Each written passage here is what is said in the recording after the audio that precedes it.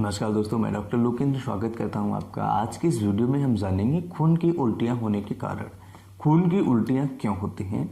जब भी किसी मरीज को खून की उल्टियां होती हैं तो पेशेंट बहुत ज़्यादा डर जाते हैं और पेशेंट को घबराहट, बेचैनी में कुछ दिखता नहीं है और पेशेंट भागा भागा दौड़ा दौड़ा हॉस्पिटल जाता है। उस पेशेंट को क्या प्रॉब्लम हो सकती है और उस पेशेंट को हम कैसे बचा सकते हैं? क्योंकि खून की उल्टियां अगर ज़्यादा होती है, यानी कि नॉर्मल जो उल्टी होती है उसके बजाय अगर खून की उल्टियां किसी मरीज को ज़्यादा होती हैं तो ऐसी स्थिति में उस मरीज को ब्लड प्रेशर बहुत ज़्यादा लो चला जाएगा और पेशेंट की डेथ भी हो सकती है। तो इस चीज़ को आपको याद रखना होगा, क्योंकि खून की उल्टियां बेकार हैं।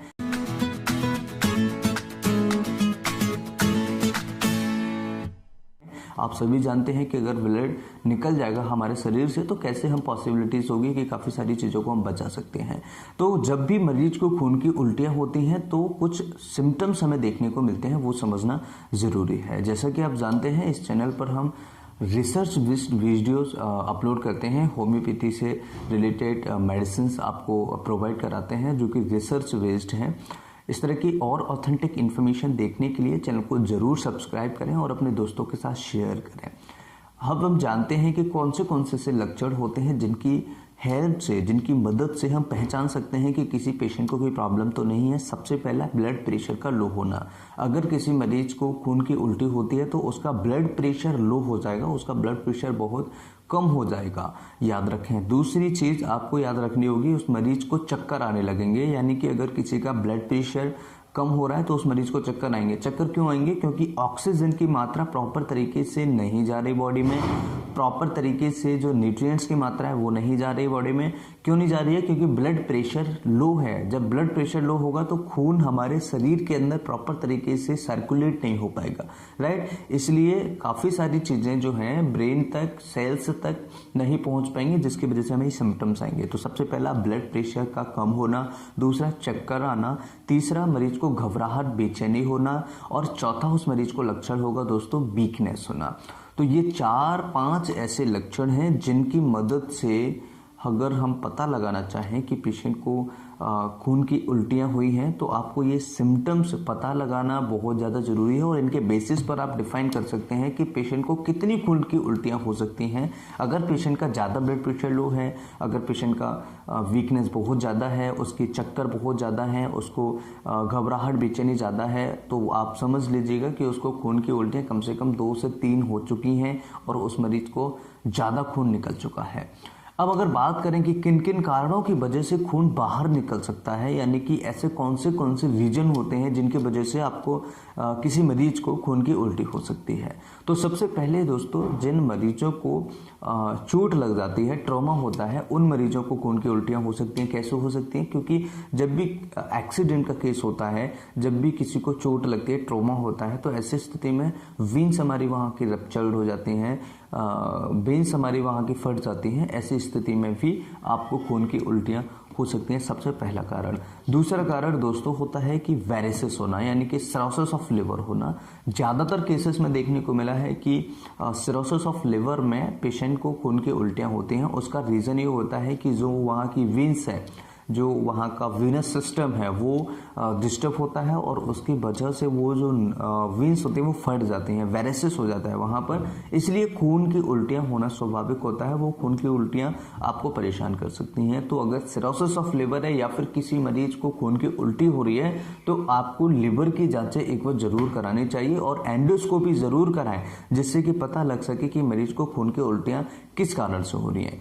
इसके अलावा दोस्तों हो सकता है कि ड्यूडेनल अल्सर हो, या हो सकता है किसी को गैस्ट्रिक अल्सर हो, जिसकी वजह से भी आपको खून की उल्टी हो सकती है। या फिर वहाँ पर कोई छोटा मोटा घाव हो, उसकी वजह से भी आपके स्पाइन में, थूक में खून आ सकता है। ऐसा भी कई बार देखने को मिलता है। लेकिन घाव अगर ज़्यादा है, वेन्स अगर रप्चर्ड है, तो आपको खून की उल्टियाँ भी हो सकती हैं। अगर ड्यूडेनल अल्सर किसी को है और लंबे समय से क्रॉनिक कंडीशन थी और मरीज ध्यान नहीं दे रहा था, ट्रीटमेंट नहीं ले पा रहा था, तो ऐसी स्थिति में भी खून की उल्टियाँ मरीज को हो सकती हैं। ये चीज़ हमें समझनी होगी।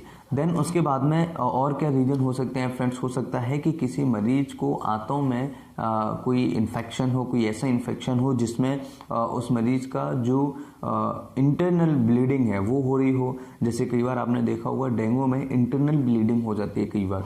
तो ऐसी स्थिति में कई सारी ऐसी बीमारियां होती हैं जिसमें इंटरनल ब्लीडिंग हो जाती है और खून रुकता ही नहीं है मरीज का। तो ऐसे विटामिन, जैसे विटामिन के डेफिशिएंसी है या अदर जो क्लॉटिंग फैक्टर्स होते हैं उनमें से किसी एक की डेफिशिएंसी होना, तब भी ब्लीडिंग मरीज को हो जाती है और ऐसी स्थिति में मरीज को ये दिक्कतें आ सकती हैं। इसके अलावा और क्या लक्षण होते हैं और क्या कारण होते हैं खून की उल्टी होने के लिए? दोस्तों, कई ऐसी दवाइयां होती हैं जिनकी वजह से भी आपको अल्सर होते हैं या फिर आपको खून की उल्टियां हो सकती हैं। कई ऐसी दवाइयां होती हैं जिनका ओवरडोज होने से आपको दिक्कतें आ सकती हैं। जब कई ऐसी दवाइयां होती हैं जो अल्सर्स बनाती हैं, छाले बनाती हैं, उनकी वजह से भी आपको ये प्रॉब्लम हो सकती है। कई ऐसे पेशेंट हैं जिनको ईसोफेगस का कैंसर है, उसमें भी खून की उल्टियां मरीज को हो सकती हैं। खून उनके थूक में आ सकता है, जब वो थूकते हैं, खांसते हैं, तब भी उनको खून आ सकता है। तो दोस्तों, अब बात करें इलाज के बारे में, क्या क्या इलाज हम करा सकते हैं, क्या क्या ट्रीटमेंट हम पेशेंट को दे सकते हैं। तो सबसे पहले है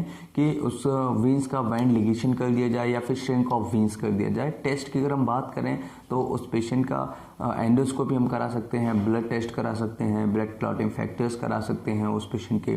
कई बार ज़रूरत पड़ने पर एक्सरे भी किया जाता है, कई बार ज़रूरत पड़ने पर सिटी स्कैन भी कराया जा सकता है। अगर हम बात करें होम्योपैथी में, जो कि रिसर्च बेस्ड मेडिसिन है, उनकी अगर हम बात करें तो होम्योपैथी में इपिकोकोना बहुत स्पेसिफिक मेडिसिन है दोस्तों। इपिकोकोना का जो डोज है 30 पोटेंसी में दिन में 3 बार सुबह, दोपहर, शाम को 2-2 ड्रॉप्स आप डायरेक्ट टंग पे दीजिएगा। जिनको खून की उल्टी होने के चांसेस रहते हैं, जिनको खून की उल्टियां होती हैं, उनमें बहुत जल्दी रिलीफ मिलेगा। देन उसके बाद में जो पेशेंट इपिकोकोना का है उस मरीज को स्लीपिंग, यानी कि उल्टी करने के बाद नींद आना स्टार्ट हो जाएगी, उसको नींद आने लगेगी। तो इपिकोकोना 30 पोटेंसी में आप यूज कर सकते हैं। हेमेमलिस भी बहुत अच्छी मेडिसिन है। पाइल्स, हिमोरॉइड्स, ब्लीडिंग के लिए बहुत अच्छी मेडिसिन मानी जाती है हेमेमलिस। तो हेमेमलिस में भी आप 30 पोटेंसी में दिन में 3 बार सुबह, दोपहर, शाम को दे सकते हैं। बहुत अच्छे रिजल्ट्स, इनक्रेडिबल रिजल्ट्स आपको देखने को मिलेंगे।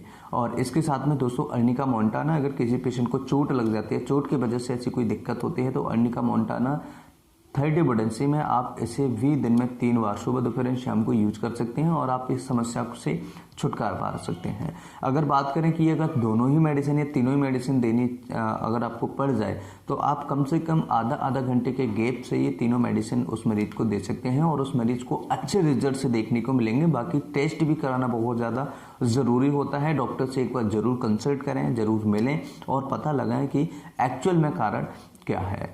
मुझे लगता है ये वीडियो आप सभी के लिए बहुत ही इन्फॉर्मेटिव होगा। इस तरह की और रिसर्च बेस्ड वीडियो देखने के लिए चैनल को सब्सक्राइब करें। नमस्कार, thanks for watching, have a nice day.